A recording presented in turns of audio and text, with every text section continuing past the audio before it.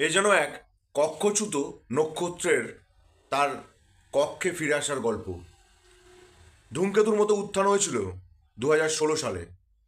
ইংল্যান্ডের সঙ্গে test series চলছিল তখন ভারতের। আর সেই অভিষেক টেস্ট সিরিজে কিন্তু ভারতবর্ষের দ্বিতীয় ত্রিশত রানের মালিক কিন্তু হয়ে গেলেন করুণ নায়ার। না ক্রিকেটের ঈশ্বর সচিন তেন্ডুলকর, না ক্রিকেটের কিং বিরাট কোহলি, কেউ না। বীরেন্দ্র সেহবাগ প্রথম ছিলেন যে 300 রানের মালিক টেস্ট ক্রিকেটে, এবং তারপরেই কিন্তু সেই খাতায় নাম লিখে ফেলেছিলেন করুণ নায়ার। কর্ণাটকের রঞ্জি দলে নিয়মিত সদস্য ছিলেন, পারফর্ম ভালো করেছিলেন, ভারতীয় দলে চান্সও পেয়েছিলেন।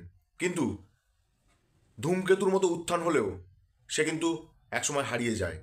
সে হারিয়ে যায় দুর্দান্ত প্রতিভাবান সব ভারতের ক্রিকেটারদের মাঝখান থেকে। তার কারণ ফর্মও কিন্তু বেশ কিছুদিন খারাপ ছিল তার। কিন্তু গত 2022 সালে সে কিন্তু আর ধৈর্যের বাঁধ ভেঙে সে কিন্তু একটা টুইট করে বসে। সেই টুইটটা ছিল লেখা যে, ডিয়ার ক্রিকেট, আমাকে আর একটা চান্স দাও। হ্যাঁ, ক্রিকেট চান্স নিশ্চয়ই দেবে, এখন কিন্তু সেই সময় হয়ে এসছে। তার কারণ হচ্ছে সে যে রেকর্ড করে দেখিয়েছে। সে রেকর্ড করে দেখিয়েছে কীরকম?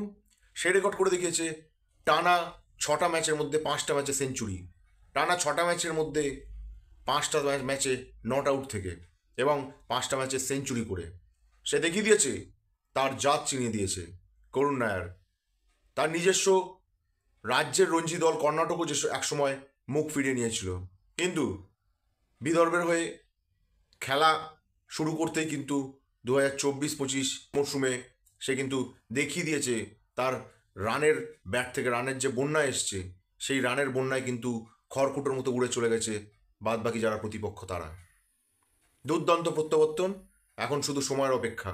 ভারতীয় যে সিলেক্টর তারা কিন্তু ইতিমধ্যেই নজরে রেখেছে ব্যাপারটা, এবং তার সাথে সাথে এটাও ঠিক কথা, ভারতীয় দলে এই মুহূর্তে কিন্তু ভালো টেস্ট ক্রিকেটে কিন্তু ব্যাটারের দারুণ অভাব। যার কারণ সদ্য সমাপ্ত অস্ট্রেলিয়া যে বর্ডার গাভাস্কার সিরিজ, সেই সিরিজে কিন্তু হারতে হয়েছে ভারতকে।